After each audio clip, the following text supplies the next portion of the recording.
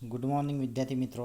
Shri IV Patel college of commerce Nadiad ખાતે હું doctor Kishorbhai ઢોલે આપ સૌનું સ્વાગત કરું છું.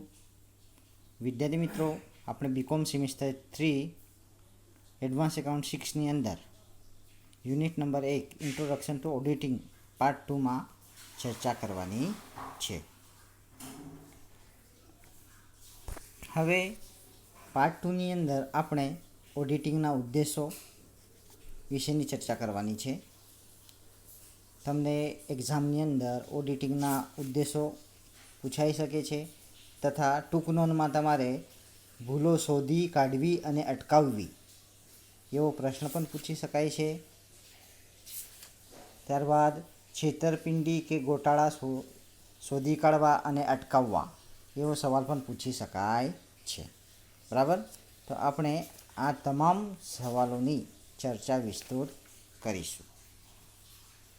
તો સૌપ્રથમ છે ઓબ્જેક્ટ્સ ઓફ ઓડિટિંગ. ઓડિટિંગના ઉદ્દેશો કે હેતુઓ. બરાબર મિત્રો, ઓડિટિંગનો મુખ્ય ઉદ્દેશ હિસાબો અને નાણાકીય પત્રકો સાચા લખાયા છે તે તપાસવાનો છે. તે તો તમે જાણો જ છો. તે ઉપરાંત તેના ગૌણ ઉદ્દેશોમાં હિસાબી ભૂલો અને ગોટાળા શોધી કાઢવા અને તેને અટકાવવા સૂચનો કરવા એ છે. વિશિષ્ટ ઓડિટમાં ઓડિટના પ્રકાર પ્રમાણે તેનો ઉદ્દેશ નક્કી કરવો પડે છે.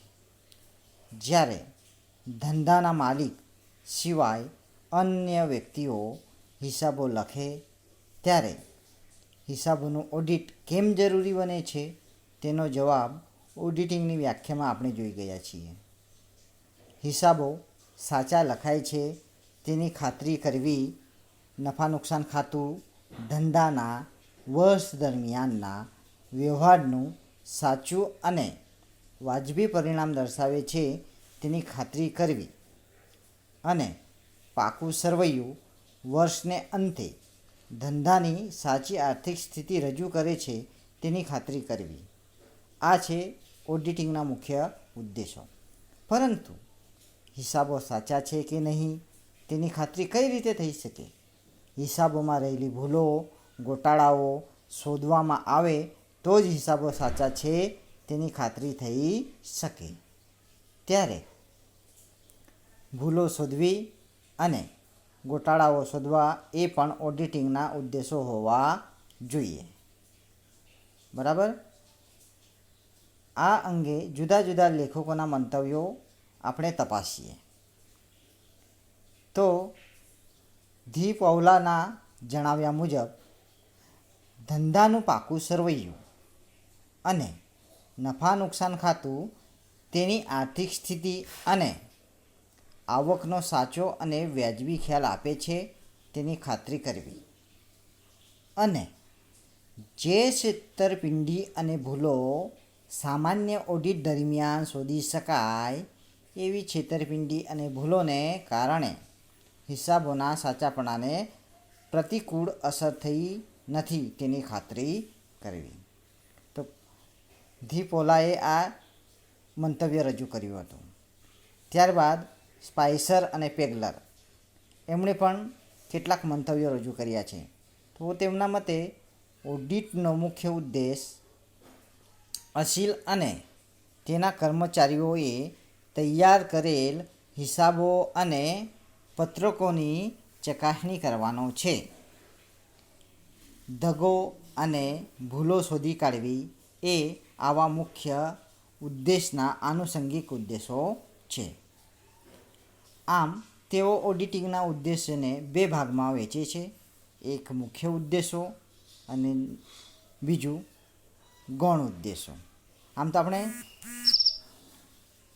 3 ભાગમાં વહેંચી શકાય: મુખ્ય ઉદ્દેશો, ગૌણ ઉદ્દેશો અને અન્ય ઉદ્દેશો કે વિશિષ્ટ ઉદ્દેશો.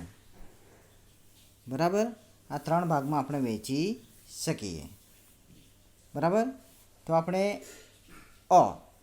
મુખ્ય ઉદ્દેશો જ્યાં આપણે દર્શાવ્યા છે એ પ્રમાણે હિસાબો બરાબર લખાયા છે કે નહીં. બરાબર, તો મુખ્ય ઉદ્દેશમાં આપણે હિસાબો બરાબર લખાયા છે કે નહીં. તો ઓડિટિંગનો મુખ્ય ઉદ્દેશ હિસાબી ચોપડા આંકડાકીય રીતે સાચા છે કે ખોટા અને હિસાબી ચોપડા એકાઉન્ટન્સીના નીતિ નિયમો અને જોગવાઈઓ મુજબ બનાવવામાં આવ્યા છે કે નહીં તે જોવાનો છે. ઓડિટરે તે નફા નુકસાન ખાતાને તપાસીને ખાતરી કરે છે કે તે ધંધો સાચો અને વાજબી નફો કે નુકસાન દર્શાવે છે કે નહીં અને પાકું સરવૈયું ધંધાની સાચી અને વાજબી આર્થિક સ્થિતિ રજૂ કરે છે કે નહીં. આ ઉદ્દેશમાં વેપારી અથવા તેના કર્મચારીઓ દ્વારા તૈયાર કરવામાં આવેલ હિસાબી ખાતાઓની વિશ્વસનીયતા પણ ચકાસવાનો સમાવેશ થાય છે. તો મુખ્ય ઉદ્દેશમાં આપણે જોઈએ તો નંબર 1, હિસાબો સાચા અને વાજબી છે કે નહીં, હિસાબો 100% સંપૂર્ણ છે કે નહીં અને બધા જ નિયમો અને જોગવાઈનું પાલન કરવામાં આવેલ છે કે નહીં, એ એના મુખ્ય ઉદ્દેશમાં આવે. ઓડિટનો મુખ્ય ઉદ્દેશ ધંધાના હિસાબો બરાબર લખાયા છે કે નહીં અને તે પરથી તૈયાર કરવામાં આવેલ નફા નુકસાન ખાતું ધંધાનું સાચું પરિણામ બતાવે છે કે નહીં તથા પાકું સરવૈયું ધંધાની આર્થિક સ્થિતિ રજૂ કરે છે કે નહીં તે જોવાનો છે. આ ઉદ્દેશમાં વેપારી કે તેના નિમાયેલા વ્યક્તિ દ્વારા તૈયાર કરવામાં આવેલ ખાતાઓ તથા અન્ય હિસાબી ચોપડાઓની સત્યતા તપાસવાનો સમાવેશ થાય છે. આમ મેં આગળ તમને સમજાવ્યું એ પ્રમાણે જ કે ધંધાના હિસાબો બરાબર લખાયા છે કે નહીં, એટલે હિસાબો સાચા અને વાજબી છે કે નહીં. પછી નફા નુકસાન ખાતું ધંધાનું સાચું પરિણામ દર્શાવે છે કે નહીં, પાકું સરવૈયું ધંધાની સાચી અને વાજબી આર્થિક સ્થિતિ રજૂ કરી છે કે નહીં, હિસાબી પદ્ધતિ પૂરતી અને ખામી રહિત છે કે નહીં, આ તમામ બાબતો તેના મુખ્ય ઉદ્દેશમાં આવે. ઓકે, એટલે કે હિસાબો બરાબર લખાયા છે કે નહીં 1 by 1. પછી નફા નુકસાન ખાતું સાચું પરિણામ દર્શાવે છે કે નહીં, એ બધી જ બાબત એના મુખ્ય ઉદ્દેશમાં આવે. ઓડિટર હિસાબો તપાસ્યા પછી તેના ઓડિટ અહેવાલમાં નીચે મુજબ 3 વસ્તુઓ જણાવે છે. તો કઈ કઈ? તો હિસાબો સાચા છે, હિસાબો સંપૂર્ણ છે અને હિસાબો કંપની ધારા પ્રમાણે કે કંપની ધારાની જોગવાઈઓ પ્રમાણે છે. જેથી કંપનીના શેરહોલ્ડરો જેઓ કંપનીના સાચા માલિકો છે તેમને ખાતરી થાય છે કે કંપનીમાં તેમને નાણાં રોક્યા છે તેનો યોગ્ય વહીવટ થાય છે અને હિસાબો કંપની ધારાની જોગવાઈ પ્રમાણે લખાયા છે. તે ઉપરાંત ઓડિટરે એ પણ જોવાનું છે કે કંપનીએ અપનાવેલ હિસાબી પદ્ધતિ ધંધાનો પ્રકાર જોતા યોગ્ય છે અને તેમાં કોઈ ખામી નથી. એટલે વિદ્યાર્થી મિત્રો, આપણે મુખ્ય ઉદ્દેશની ચર્ચા કરી, એમાં આ 3 મહત્ત્વની છે એ તમારે સ્ક્રીન પર જોવા મળી છે. બરાબર, તો એ તમારે યાદ રાખવાનું. મુખ્ય ઉદ્દેશ 3 છે. ક્લિયર? ચાલો આપણે આગળ જઈએ એના ગૌણ ઉદ્દેશો. તો ગૌણ ઉદ્દેશોની વાત કરીએ તો ગૌણ ઉદ્દેશમાં નંબર 1 છે ભૂલો શોધવી, તેને અટકાવવી. આપણે ઓડિટિંગનો એક ઉદ્દેશ જ છે, એક હેતુ જ છે. બરાબર, તો ભૂલો શોધવી અને અટકાવવી આ તમારે ટૂંક નોંધમાં પૂછાઈ શકે. યાદ રાખજો, જે આપી છે વિસર ચૂક, શરત ચૂક, હિસાબ ભૂલ કે કારકુની ભૂલ, સિદ્ધાંતની ભૂલ, ભરપાઈ ચૂક, આમાંથી કોઈ 1 કે 2 તમને ટૂંક નોંધમાં પૂછાઈ શકે અથવા લોંગ ક્વેશ્ચન તમારે પૂછી શકાય કે ભૂલો શોધવી અને અટકાવવી.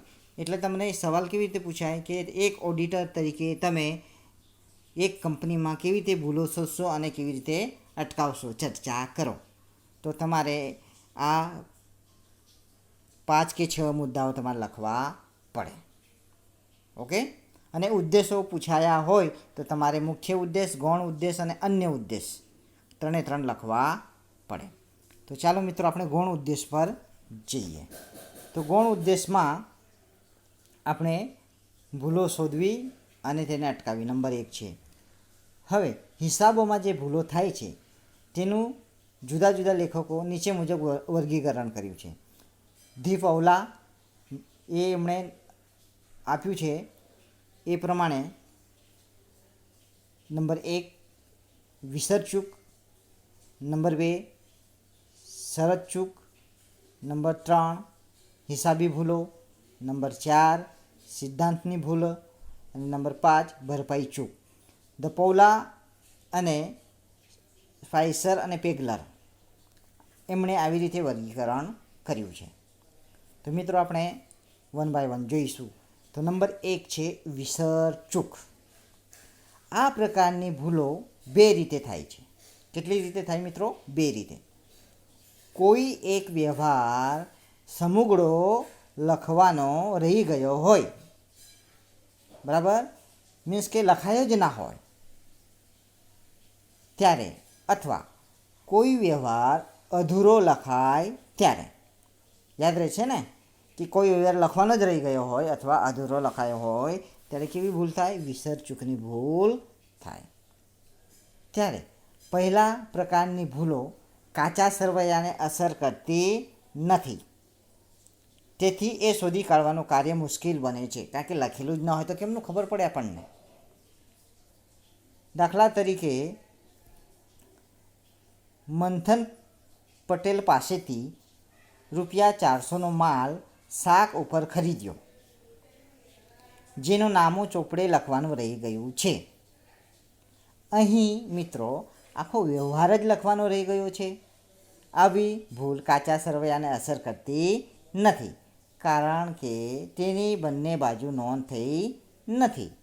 તો આવી ભૂલો શોધવાનું કામ ખૂબ જ મુશ્કેલ હોય છે. બીજું ઉદાહરણ લઈએ. વ્યાજના ₹100 ચૂકવ્યા, જેની નોંધ રોકડ વેણમાં જ કરી છે, જ્યારે વ્યાજ ખાતે ઉધારવાનું રહી ગયું છે. વ્યાજ ખાતે ઉધારવાનું રહી ગયું છે. અહીં વ્યવહારની એક અસર થઈ છે, બીજી અસર થઈ નથી, એટલે વ્યવહારને અધૂરો વ્યવહાર અથવા વ્યવહાર અધૂરો લખાયો છે, એટલે કાચું સરવૈયું મળતું નથી. તેથી એવી ભૂલોને સહેલાઈથી પકડી શકાય. બરાબર. તો વિસરચૂકમાં આપણે જોયું, શું જોયું? તો કે વ્યવહાર લખવાનો રહી જાય અથવા એક જ નોંધ થાય. આવા પ્રકારની ભૂલો તમારે શોધવી પડે. કાચું સરવૈયું તમારે ચેક કરવું પડે, બિલો ચેક કરવા પડે, ખતવણી ચેક કરવી પડે. ઓકે, ચાલો. નંબર 2 શરતચૂક. શરતચૂક આવી ભૂલને ખોટું લખવાની ભૂલ કે કાર્યની ભૂલો પણ કહેવામાં આવે છે. કેવી ભૂલો મિત્રો? ખોટું લખવાની ભૂલો કે કાર્યની ભૂલો પણ કહેવામાં આવે છે. આવી ભૂલો કાચા સરવૈયાને અસર કરે છે. તેનાથી કાચું સરવૈયું મળી રહેતું નથી, તેથી ભૂલો જલ્દીથી શોધી શકાય છે. આવી ભૂલની આ રીતની ભૂલો નીચે મુજબ થઈ શકે. નંબર 1 સરવાળાની ભૂલ, જે આપણે કરીએ છીએ ઘણી વખત. જ્યારે સરવાળો ભૂલથી વધુ કે ઓછો ગણાઈ જાય ત્યારે આવી ભૂલો થાય છે. દાખલા તરીકે વેચાણ નોંધનો સરવાળો 5000ને બદલે 6000 ગણાય તો કાચું સરવૈયું મળશે નહીં. સરવાળો જ ખોટો હોય તો કાચું સરવૈયું કઈથી મળવાનું? આ નંબર 1 સરવાળાની ભૂલ. નંબર 2 બાકીઓની ભૂલ. જ્યારે ખાતાઓની બાકી કાઢવામાં ભૂલ થાય ત્યારે પણ કાચું સરવૈયું મળતું નથી. દાખલા તરીકે મીના શાહના ખાતાની ઉધાર બાકી ₹100 ઓછી ગણાય તો તેની અસર કાચા સરવૈયા પર થશે. બાકી આપણે ઓછી ગણીએ તો એની અસર કાચા સરવૈયા પર થાય અને કાચું સરવૈયું મળે નહીં. નંબર 1 ભૂલ કઈ જોઈ મિત્રો આપણે? સરવાળાની ભૂલ. નંબર 2 ભૂલ કઈ જોઈ? બાકીઓની ભૂલ. નંબર 3 ખતવણીની ભૂલો. તો ખતવણીની ભૂલો જ્યારે મૂળ નોંધમાં સાચી નોંધ થઈ હોય પરંતુ ખાતા વહીમાં નોંધતા ભૂલ થાય તો તે સરવૈયા પર અસર કરે છે. બરાબર. ખતવણીની ભૂલના કારણે પણ કાચું સરવૈયું મળતું નથી. દાખલા તરીકે ખોટી રકમથી ખતવણી થઈ હોય, ખોટી બાજુએ ખતવણી થઈ હોય કે 2 વખત ખતવણી થઈ ગઈ હોય તો પણ તમારે કાચું સરવૈયું મળશે નહીં. નંબર 4, ખાતાની શરૂઆતની બાકી ખોટી લખવાની ભૂલ. ખાતાની શરૂઆતની બાકી ખોટી લખવાની ભૂલ. જ્યારે કોઈ ખાતાની શરૂઆતની બાકી ખોટી લખવામાં આવી હોય ત્યારે આવી ભૂલ થાય અને તેથી કાચું સરવૈયું મળતું નથી. આપણે શરત ચૂકની વાત કરીએ છીએ મિત્રો. બરાબર. નંબર 4 થઈ. નંબર 5, ખાતાની બાકી કાચા સરવૈયામાં લખવાની રહી જાય. તો શરત ચૂકમાં 5 બાબતો યાદ રાખવાની. કેટલી બાબતો? 5. નંબર 1, સરવાળાની ભૂલ. નંબર 2, બાકીઓની ભૂલ. નંબર 3, ખતવણીની ભૂલ. નંબર 4, ખાતાની શરૂઆતની બાકી ખોટી લખાવવાની ભૂલ. નંબર 5, ખાતાની બાકી કાચા સરવૈયામાં લખવાની રહી ગઈ હોય તો. આ શરત ચૂકના બધા જ ઉદાહરણો તમને આપી દીધા. વિસર્ગ ચૂક, શરત ચૂક. ત્યારબાદ હિસાબી ભૂલ. શાની વાત કરીએ છીએ? હિસાબી ભૂલ. આવી ભૂલોને ક્લાર્કની કે કારકુનની ભૂલો પણ કહેવામાં આવે છે. યાદ રાખજો. હિસાબ કોણ ભૂલ કરી શકે? તો ક્લાર્ક જ કરી શકે. એટલે એને કયા નામથી ઓળખીએ છીએ? ક્લાર્કની કે કારકુનની ભૂલો પણ કહેવામાં આવે છે. હિસાબો લખતી વખતે ખોટી ખતવણી અથવા ખોટા ખાતે ખતવણી કરવામાં આવી હોય અથવા કરવાની આવી ભૂલ થાય છે. જ્યારે એક ખાતાને બદલે બીજા ખાતામાં ખતવણી થઈ જાય છે ત્યારે પણ આવી ભૂલો થાય છે. દાખલા તરીકે લાલાભાઈને 3000નો માલ વેચ્યો. કોને વેચ્યો? લાલાભાઈને. તો લાલાભાઈને માલ વેચ્યો છે જે ભૂલથી કાલાભાઈના ખાતે ઉધારાઈ ગયો. કોના ખાતે ઉધારાઈ ગયો? કાલાભાઈના. તો આવી ભૂલ થવાથી કાચા સરવૈયામાં ફેર પડતો નથી, પણ રકમ તો એના જ રહેવાની. દાખલા તરીકે લાલાભાઈની જગ્યાએ આપણે કાલાભાઈ લખી દીધું, પણ એ વ્યક્તિ બદલાઈ ગયા. સરવાળો તો થઈ જવાનો છે. આવી ભૂલ થવાથી કાચા સરવૈયામાં કોઈ ફેર પડતો નથી, પણ ખરેખર હિસાબની ભૂલ કહેવાય. ત્યારબાદ છે નંબર 4, સિદ્ધાંતની ભૂલો. જ્યારે ચોપડામાં હિસાબો લખતી વખતે નામા પદ્ધતિના નિયમોનું પાલન કરવામાં ન આવે ત્યારે થતી ભૂલોને સિદ્ધાંતની ભૂલ કહેવાય છે. હજુ એકવાર રિપીટ કરું છું મિત્રો. જ્યારે ચોપડામાં હિસાબો લખતી વખતે નામા પદ્ધતિના નિયમોનું પાલન કરવામાં ન આવે ત્યારે થતી ભૂલોને સિદ્ધાંતની ભૂલ કહેવામાં આવે છે. ઓકે, હવે આગળ વધીએ. આવી ભૂલથી કાચા સરવૈયા પર અસર થતી નથી. દાખલા તરીકે મૂડી ખર્ચને મહેસૂલી ખર્ચ તરીકે ગણવામાં આવે કે મહેસૂલી ખર્ચને મૂડી ખર્ચ ગણવામાં આવે. બરાબર. તેવી જ રીતે મૂડી આવકને મહેસૂલી આવક ગણવામાં આવે કે મહેસૂલી આવકને મૂડી આવક ગણવામાં આવે, કે પછી ઉપજ ખર્ચ ખાતાને લગતો વ્યવહાર વ્યક્તિના ખાતે લખવામાં આવે. રકમ તો એના જ રહેવાની છે. રકમમાં કોઈ ફેર પડવાનો નથી, પણ ખર્ચમાં એનો ફેર પડે છે. દાખલા તરીકે બાબુભાઈને પગારના 300 ચૂકવ્યા, તે તેમના અંગત ખાતે ઉધાર્યા હોય તો સિદ્ધાંતની ભૂલ થઈ કહેવાય અને તેની અસર કાચા સરવૈયા પર થતી નથી. બીજું, નવું યંત્ર ગોઠવવાની મજૂરીના 1000 ચૂકવ્યા, તે મજૂરી ખાતે ઉધાર્યા છે, જ્યારે ખરેખર કોના ખાતે ઉધારાય છે મિત્રો? યંત્ર ખાતે ઉધારવા પડે. તો યંત્ર ખાતે ઉધારવા જોઈએ. આની પણ કાચા સરવૈયા પર અસર થશે નહીં. આવી ભૂલો કેટલીક વાર જાણી જોઈને કરવામાં આવે છે, જેથી નફો કેવો થાય? વધારે કે ઓછો દર્શાવી શકાય.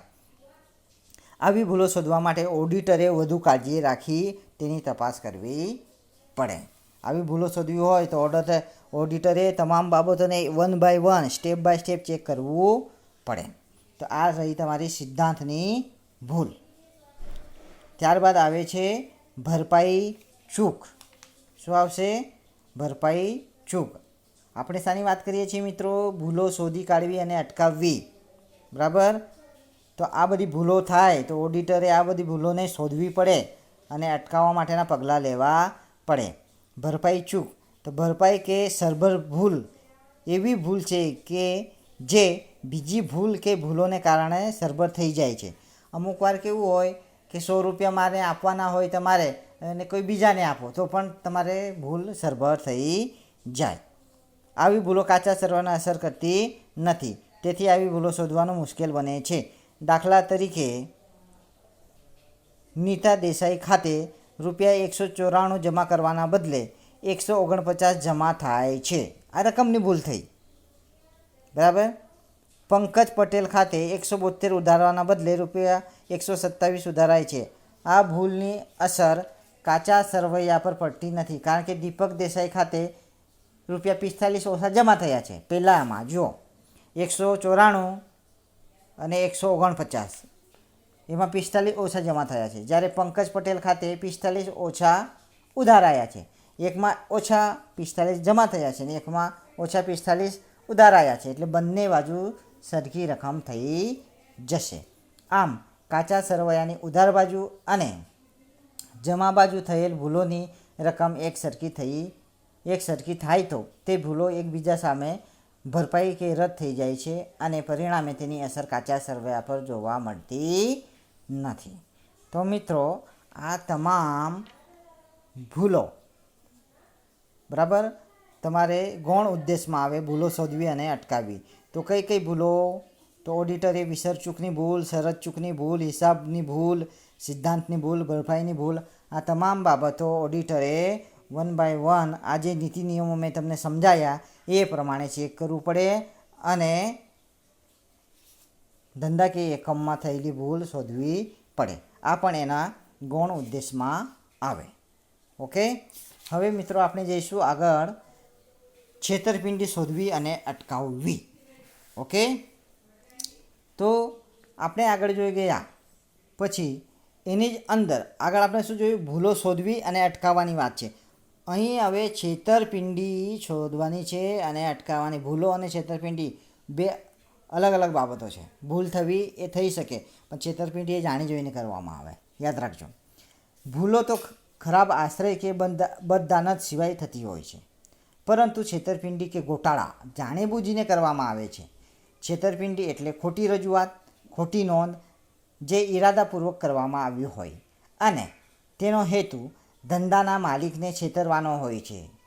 જેમ તમે છેતરી જાઓ છો ને, સાહેબ કહે કે તમારે ટેસ્ટ લેવાની છે, એ દિવસે તમે હાજર ના હોવ, એ છેતરી જાઓ, બરાબર. ચાલો આગળ વધીએ. જે ઈરાદાપૂર્વક કરવામાં આવ્યું હોય અને તેનો હેતુ ધંધાના માલિકને છેતરવાનો હોય છે. ઓડિટરની મહત્ત્વની ફરજમાંની એક ફરજ છેતરપિંડી કે ગોટાળા શોધી કાઢી તે અટકાવવાની છે. છેતરપિંડી કે ગોટાળા 3 રીતે થઈ શકે છે. છેતરપિંડી કે ગોટાળા 3 રીતે થઈ શકે છે. કેવી રીતે? રોકડની ઉચાપત, માલની ઉચાપત અને હિસાબોમાં ગોટાળા. ઉચાપત 2 રીતે થઈ શકે. રોકડની ઉચાપત થઈ શકે કે માલની ઉચાપત થઈ શકે. અને હિસાબી ગોટાળાઓ તો કેવી રીતે? તો કે નફો વધુ બતાવો અને નફો ઓછો બતાવો. ઉચાપત કર્મચારીઓ દ્વારા થાય છે. હિસાબી ગોટાળા ઉચ્ચ સંચાલકો દ્વારા તથા કર્મચારીઓ દ્વારા થાય છે. ઓકે, તો આપણે છેતરપિંડી કે ગોટાળાની વાત કરીએ છીએ, એની અંદર ઉચાપત અને હિસાબી ગોટાળાની વાત કરીએ છીએ. તો સૌપ્રથમ આપણે જોઈશું ઉચાપત. ઓકે, તો ઉચાપતમાં રોકડની ઉચાપત. ધંધામાં જરા પણ શિથિલતા જણાય તો રોકડની ઉચાપત થવાની શક્યતા રહે છે. ખાસ કરીને મોટા ધંધામાં જ્યાં ધંધાના માલિકનો રોકડ પર સીધો અંકુશ નથી અને જ્યાં કર્મચારી અને માલિક વચ્ચે સીધો સંબંધ નથી, ત્યાં આ શક્યતા સૌથી વધુ હોય છે. સિવાય કે ત્યાં કર્મચારીઓ પર પરસ્પર અંકુશની વ્યવસ્થા હોય, આંતરિક અંકુશની વ્યવસ્થા હોય, બરાબર. આવી ઉચાપત આપણે ચાર ભાગોમાં વેચીશું. કેટલા ભાગોમાં વેચીશું મિત્રો? 4 ભાગોમાં. બરાબર. તો 4 ભાગોમાં આપણે વેચીશું. તો નંબર 1 છે વેચાણના વ્યવહારોમાં રોકડની ઉચાપત. હવે આ દરેક પ્રકારના વ્યવહારોમાં રોકડની ઉચાપત કેવી રીતે થાય છે તે તપાસીએ. તો નંબર 1 આપણે જોઈશું વેચાણના વ્યવહારોમાં. તો તમે વિચાર કરો કે કઈ રીતે વ્યક્તિ વેચાણ કરે અને એ રોકડા ઉપાડી જાય. તમે પોતાના મગજમાં વિચાર કરો. તમે વિચારશીલ વ્યક્તિઓ છો. બહુ લોકડાઉનમાં વિચાર કર્યા. હવે થોડું વેચાણના વ્યવહારોમાં તમે પૈસા કેવી રીતે ઉચાપત કરી શકો એના વિચાર કરવાનો છે. ચાલો, તો હું તમને 1 કે 2 ઉદાહરણ આપું છું, એ જુઓ. રોકડ વેચાણ કર્યું હોય અને તેની નોંધ જ કરવામાં ના આવે. તમારા જેવા હોશિયાર હોય ને એ લોકો નોંધ જ ના કરે. તો આ રીતે ગ્રાહકે ચૂકવેલ કર્મચારી પોતાના ગજવામાં મૂકે. બરાબર. રોકડ વેચાણ કર્યું હોય પણ એની કોઈ નોંધ કરવામાં ના આવી હોય અને ગ્રાહક આપે એટલે ખિસ્સામાં લઈ લેવાના. નંબર 2, ઉધાર વેચાણ અંગે ગ્રાહક પાસેથી મળેલ નાણાં ચોપડે નોંધવાના જ નહીં. ઉધાર વેચાણ કર્યું હોય અને પછી થોડા દિવસોમાં ગ્રાહક આપી જાય, એની નોંધ જ નહીં કરવાની, સીધા ઘરે જ પૈસા લઈ જવાના. નંબર 3, ગ્રાહકે પૂરી રકમ ચૂકવી હોય છતાં વટાવની નોંધ કરી ઓછી રકમ જમા કરવામાં આવે, અથવા ગ્રાહકે પૂરી રકમ ચૂકવી હોવા છતાં ઘાલખાડ બતાવવામાં આવે. મોસ્ટ ઓફલી આ 3 બાબતો મહત્ત્વની છે. ત્યારબાદ છે ટીમિંગ એન્ડ લેન્ડિંગ. આ શબ્દ યાદ રાખજો, તમને ટૂંક નોંધમાં પૂછાય છે. ટીમિંગ અને લેન્ડિંગ. એકની પાઘડી બીજાને પહેરાવવી, એને હિન્દીમાં કહીશું ઇસકી ટોપી ઉસકે સર. યાદ રાખજો. ટીમિંગ અને લેન્ડિંગ, એકની પાઘડી બીજાને પહેરાવવી. આ પદ્ધતિ દ્વારા રોકડ રકમની ઉચાપત કરવામાં આવે. એટલે કે ગ્રાહકોને ઉધાર વેચેલ માલ પૈકી એક દેવાદાર પાસેથી મળેલી રકમ તેના ખાતે જમા ન લેતા તેની ઉચાપત કરવામાં આવે છે. ત્યાર પછી બીજા દેવાદાર પાસેથી મળેલ રકમ પહેલા દેવાદાર ખાતે જમા કરવામાં આવે છે. ત્યાર પછી ત્રીજા દેવાદાર પાસેથી મળેલી રકમ બીજા દેવાદાર ખાતે જમા કરવામાં આવે છે. આ રીતે કેશિયર કે હિસાબનીશ દેવાદારો પાસેથી મળેલી ધંધાની રકમનો અંગત ઉપયોગ કરી શકે. બરાબર. આ રીતે રોકડ મેળમાં ખોટી નોંધ કરીને ખોટા હિસાબો લખીને ટીમિંગ અને લેન્ડિંગ પ્રથા દ્વારા રોકડ રકમની ઉચાપત કરવાની રીતો જાણીતી છે, જે આપણે સમજી શક્યા. એક વ્યક્તિની જગ્યાએ બીજા વ્યક્તિનામાં લખીને. દાખલા તરીકે, એક વેપારીના ગ્રાહક અ પાસેથી 1 જૂનના રોજ તેના ખાતાની બાકી પૈકી 400 મળ્યા. આ મળેલી રકમ બેંકમાં ભરવાને બદલે કેશિયર તેની ઉચાપત કરે છે અને વેપારીના રોકડ મેળમાં તેની કોઈ નોંધ કરશે નહીં. હવે 5મી જૂનના રોજ બીજો કોઈ ગ્રાહક પાસેથી લેણી રકમ પૈકી તેની પાસેથી 1000 મળે તો કેશિયર શું કરશે? 400 અ ખાતે જમા કરશે અને 600 બ ખાતે જમા કરશે. ત્યારબાદ કેશિયર આગળની તારીખમાં, દાખલા તરીકે 15મી જૂનના રોજ ક નામના ગ્રાહક પાસેથી 1200 મળે તો તે પૈકી 400 બ ખાતે જમા કરશે અને 800 જમા કરશે ક ખાતે. અહીં મળેલી રોકડ અને રોકડ મેળની નોંધ કેવી રીતે થશે? તો કે ઇસકી ટોપી ઉસકે સર. બરાબર. જો આ રીતે રોકડની ઉચાપત થવાની શંકા હોય તો ઓડિટરે કેવા પગલાં લઈ શકાય એ આપણે જોઈએ. જો વેચાણ ખાતા વહીની ખતવણી અંગે પ્રાયોગિક તપાસ અપનાવવામાં આવતી હોય તો તે અંગે કે જે સમય માટે છેતરપિંડીની શક્યતા હોય તે સમયના વ્યવહારની સંપૂર્ણ તપાસ કરવાની. દરેક વ્યવહારની ચેકિંગ કરવાની, એટલે આપણને ખબર પડે કે કોને કેટલી રકમ આપી છે અને કોને કેટલી રકમ આપવાની બાકી છે અને કોના ખાતામાંથી કોની રકમ વધારે કે ઓછી આપી છે. બરાબર. તો આપણે વેચાણના વ્યવહારમાંથી આ 4 બાબતો આપણે ધ્યાનમાં લેવાની. હવે બીજી છે ખરીદીના વ્યવહારો. તો ખરીદીના વ્યવહારોમાં તો કેવી રીતે ખરીદીના વ્યવહારોમાં ઉચાપત થઈ શકે? તો ખોટી રીતે રોકડ ખરીદી બતાવીને તેના નાણાંની ચૂકવણીને બહાને નાણાંની ઉચાપત કરી શકાય. ત્યારબાદ ખરીદીની ચૂકવણી 2 વખત કરવી. આ ખરીદીનું ડુપ્લિકેટ બિલ મંગાવીને બીજી વાર ચૂકવણી કરવામાં આવે એટલે ડુપ્લિકેટ બિલ બનાવવામાં આવે. પછી લેણદારને માલ પરત કર્યો હોય તેની જમા ચિઠ્ઠી દાબી રાખીને પૂરી રકમ ચૂકવવામાં આવે અથવા લેણદારે આપેલ વટાવની નોંધ કરવામાં નહીં આવે અને તે રકમ ચૂકવેલ તરીકે બતાવી નાણાંની ઉચાપત કરવામાં આવે. આ ખરીદીના વ્યવહારોમાંથી ઉચાપત. ત્યારબાદ છે રોકડ આવકના વ્યવહારોમાંથી ઉચાપત. તો રોકડ આવકના વ્યવહારોમાંથી કઈ રીતે થઈ શકે? તો નંબર 1, વ્યાજ જેવી મળેલી આવક અથવા ઘાલકાતની પરત મળેલી રકમ ચોપડે બિલકુલ નોંધવામાં ન આવે. પછી નંબર 2, ઉપર મુજબ ધંધાની મળેલ આવકોની સાચી રકમ કરતાં ઓછી રકમ બતાવવામાં આવે. નંબર 3, લેણી હુંડી બેંકમાં વટાવી તેના નાણાં મેળવી લેવામાં આવે અને ચોપડે તેની નોંધ કરવામાં ન આવે.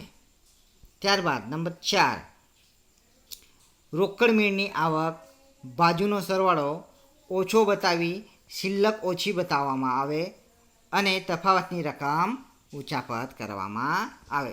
આ તમારા રોકડ આવકના વ્યવહારમાંથી આવી રીતે તમારે ઉચાપત થઈ શકે. ત્યારબાદ છે નંબર 4, રોકડ આવકના વ્યવહારો. તો રોકડ આવકના વ્યવહારોમાં આપણે જોઈએ તો કઈ રીતે આપણે ઉચાપત થઈ શકે? તો નંબર 1, બેંકમાં ભરવાની રકમ ચોપડે નોંધાય પરંતુ બેંકમાં ભરવામાં ન આવે. ચોપડે લખી દે પણ બેંકમાં ભરવામાં આવે નહીં. નંબર 2, મજૂરી કે પગાર પત્રકમાં કામદારો કે કર્મચારીઓના ખોટા નામો લખી તેમના નામે મજૂરીની ઉચાપત કરવામાં આવે. નંબર 3, રોકડ મેળની જાવક બાજુ ખોટી ચૂકવણી બતાવી અથવા ચૂકવેલ રકમ કરતાં વધુ રકમની ચૂકવણી બતાવી ઉચાપત કરવામાં આવે. ત્યારબાદ નંબર 4, સ્ટેશનરી ખર્ચ, ઓછી રકમની માલસામગ્રી, પેકિંગ સામગ્રી અને ખોટી ખરીદીઓ બતાવી નાણાંની ખોટી ચૂકવણી કરવામાં આવે અથવા બતાવવામાં આવે. ત્યારબાદ રોકડ મેળની જાવક બાજુનો સરવાળો વધુ બતાવી શિલ્લક ઓછી બતાવીને તફાવતની રકમ ઉચાપત કરવામાં આવે. તો મિત્રો, આ તમારે રોકડની ઉચાપત, બરાબર. ત્યારબાદ છે માલની ઉચાપત કે ઉઠાંતરી, બરાબર. જ્યાં માલને લગતી આંતરિક અંકુશ પદ્ધતિ અસંતોષકારક હોય ત્યાં અપ્રમાણિક કર્મચારીઓ દ્વારા માલની ઉચાપત થવાનો સંભવ રહે છે. આંતરિક અંકુશ એટલે એક વ્યક્તિ બીજા વ્યક્તિ પર અંકુશ રાખે, એને આંતરિક અંકુશ કહેવાય. પણ જે ધંધાકીય એકમમાં કોઈ એક વ્યક્તિ બીજા પર કોઈનો કંટ્રોલ ના હોય તો કોઈ પણ વ્યક્તિ ઉચાપત કરી શકે. સામાન્ય રીતે વજનમાં હલકા અને ભારે કિંમતના માલની ચોરીની શક્યતા વિશેષ રહે છે. તો માલની ઉચાપત આપણે અલગ રીતે જોઈએ. તો કઈ રીતે થઈ શકે?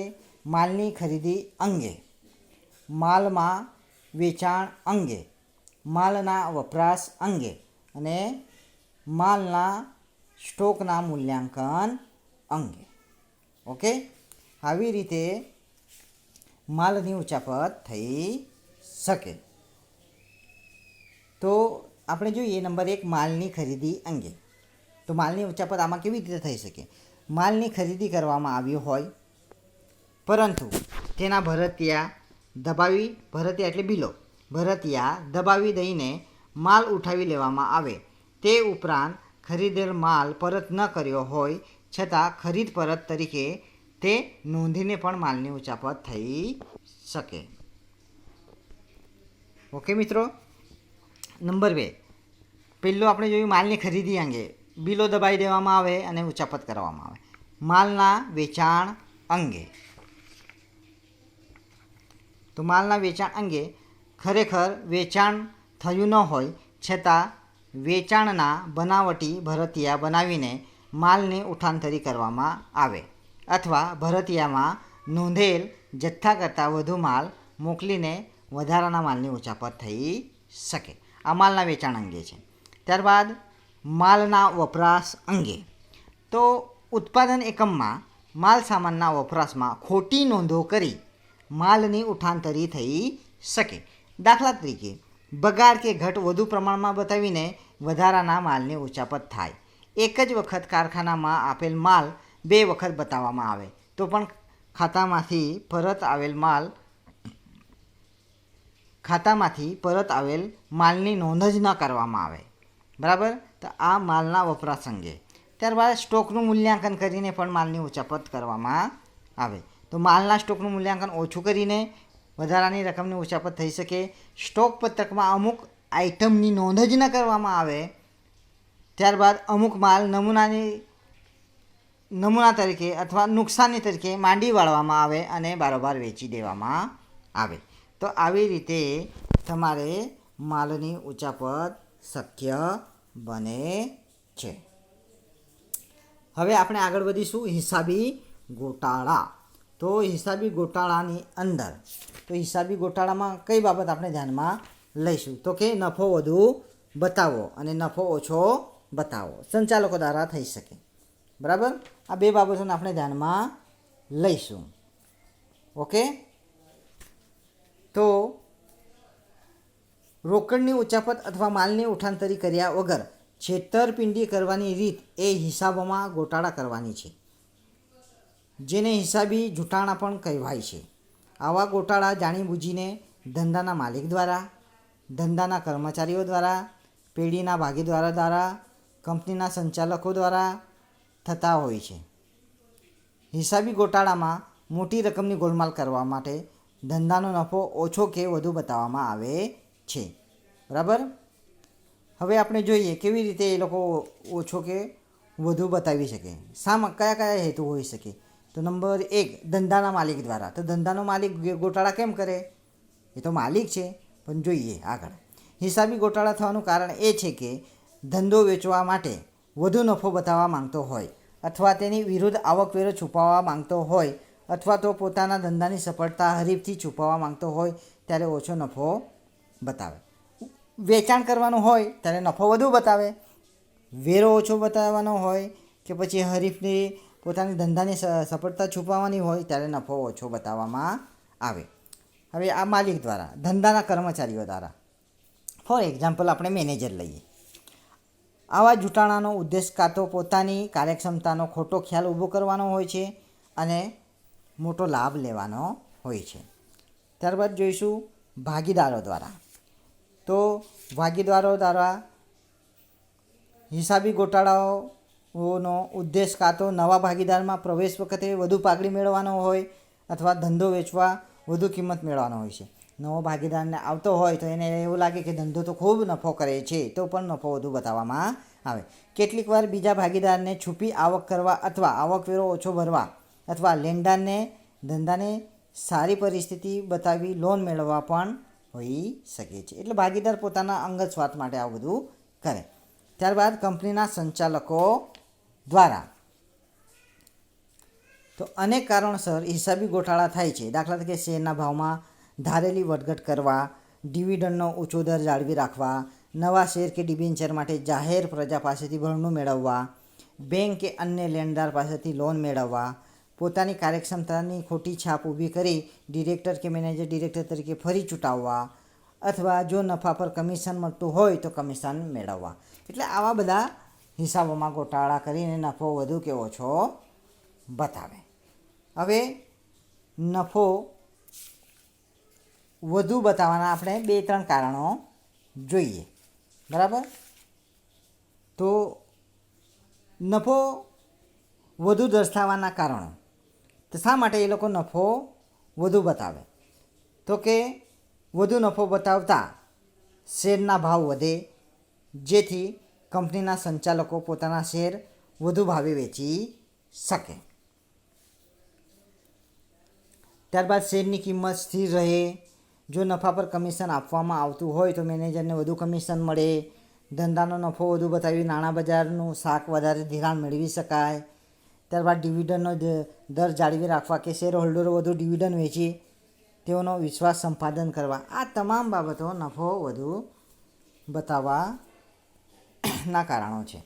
હવે ઓછો કેમ બતાવે, હિસાબી ગોટાળા કરીએ અને ઓછો નફો કેમ બતાવે એના માટે, તો કે ઇન્કમ ટેક્સની રકમ ઓછી ભરવા માટે, કામદાર વધુ પગાર કે બોનસની માંગણી ન કરે તે માટે, બજારમાં શેરની કિંમત ઘટે કે જેથી સંચાલકો બજારમાંથી શેર ઓછી કિંમતે ખરીદી શકે તે માટે, ધંધાના હરીફોને ધંધાની નફાકારકતા તેમજ આર્થિક સ્થિતિનો ખ્યાલ સાચો ન આવે તે માટે, ગુપ્ત અનામત ઊભું કરવા માટે. આ તમામ બાબતો અંગે કે હેતુઓ માટે નફો ઓછો દર્શાવવામાં આવે.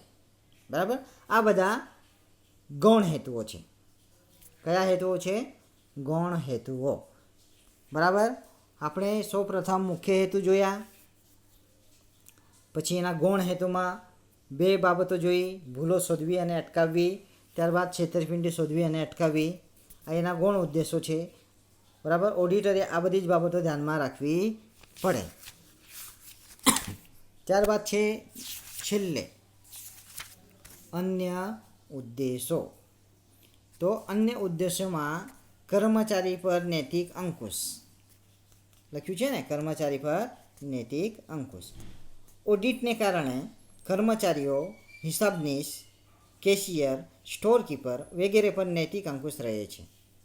ઓડિટ કરીએ એટલે આપણને ખબર પડે કે ભાઈ આ હિસાબો લખાયા છે અને આ હિસાબો કોઈના કોઈ વ્યક્તિ ઓડિટ કરશે તો આપણી ભૂલો, છેતરપિંડીઓ મળી જશે અથવા પકડાઈ જઈશું. કર્મચારીઓ પોતાનું કાર્ય સમયસર કરે છે, છળકપટનું પ્રમાણ ઘટે છે અને કાર્યક્ષમતાનું પ્રમાણ વધે છે. આ ઓડિટિંગનો અન્ય ઉદ્દેશ કે કર્મચારીઓ પર નૈતિક અંકુશ રહે છે. ઓકે, ત્યારબાદ છે કંપની ધારાની જોગવાઈઓનું પાલન. જોઈન્ટ સ્ટોક કંપનીમાં હિસાબોના ઓડિટનો એક ઉદ્દેશ 1956ના કંપની ધારાની જોગવાઈ મુજબ હિસાબો રાખવામાં આવે છે કે નહીં તેની ખાતરી કરવાનો પણ છે. આવી જોગવાઈઓ કંપનીના શેરહોલ્ડરોના હિતનું રક્ષણ કરે છે. હવે આપણે જે હિસાબો લખ્યા છે એ કંપની ધારા મુજબ લખાયા છે કે નહીં, જોગવાઈઓનું પાલન કર્યું છે કે નહીં, એ ઓડિટર ચેક કરે ત્યારે ખબર પડે છે. હવે આપણે પાલન ના કર્યું હોય તો આપણે કસૂરવાર થઈએ. એટલે આપણે કંપનીના ધારાધોરણનું પાલન કરીને હિસાબો લખવાનું કામ કરીએ જેથી ગોટાળા થઈ શકે નહીં. ત્યારબાદ છે નંબર 3, સરકારી અધિકારીઓનો વિશ્વાસ મેળવવો. સરકારી અધિકારીઓનો વિશ્વાસ મેળવવો. ઓડિટ કરેલા હિસાબો સરકારી અધિકારીઓ જેવા કે income tax officer, sales tax officer, જકાત અધિકારી વગેરે માન્ય રાખે છે અને તેના પર વિશ્વાસ રાખે છે. હવે ઇન્કમ ટેક્સ ઓફિસર છે, સેલ્સ ટેક્સ ઓફિસર, જકાત આબકારી જકાતવાળા છે, એ તમામ વ્યક્તિઓ આ હિસાબો પર વિશ્વાસ રાખે છે. એટલે હિસાબનીશો એકદમ સાચા જ વ્યવહારો લખશે, કારણ કે ખોટા વ્યવહારો જો ઇન્કમ ટેક્સમાં જાય તો કંપનીને ભોગવવું પડે. ઓકે મિત્રો, તો આ તમારે પાર્ટ 2ની અંદર આપણે ઓડિટિંગના ઉદ્દેશો, એમાં મુખ્ય ઉદ્દેશો જોયા, પછી એના ગૌણ ઉદ્દેશો જોયા અને અન્ય ઉદ્દેશો જોયા. જો કોઈને આ ઉદ્દેશોમાં ખ્યાલ ના આવે તો મને તમે કોન્ટેક કરી શકો છો. આમાં તમને યુનિવર્સિટીમાં પ્રશ્ન પૂછાઈ શકે. ઓડિટિંગ એટલે શું, તેના ઉદ્દેશો વિગતવાર ચર્ચા કરો. ત્યારબાદ તમને મેં આગળ સમજાયેલું તે પ્રમાણે ઓડિટિંગનો મુખ્ય ઉદ્દેશ છેતરપિંડી શોધવા અને અટકાવવાનો છે. આ વિધાનની ચર્ચા કરો. આવી રીતે પણ પૂછાઈ શકે. પછી જે ભૂલોને કારણે સરવૈયામાં ફેર ન આવતો હોય તે ભૂલોની ચર્ચા કરો. એટલે વિષય પેલી છે ને 4 કે 5 તમને મેં સમજાવી, યાદ છે કે નહીં? 4 કે 5 ભૂલો કઈ કઈ? તો કે નંબર 1 વિસર ચૂક, શરત ચૂક, હિસાબની ભૂલો, સિદ્ધાંતની ભૂલો, ભરપાઈ ચૂક, એ એના જવાબમાં આવે.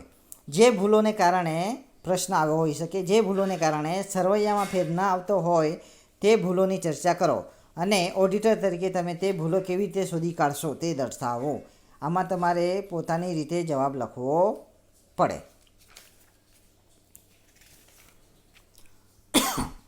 ઓકે મિત્રો, તો આજે પાર્ટ 2 પૂર્ણ થાય છે. આમાં કોઈને ન ખબર પડે તો મને કોન્ટેક કરી શકો છો. જય હિન્દ, જય ભારત.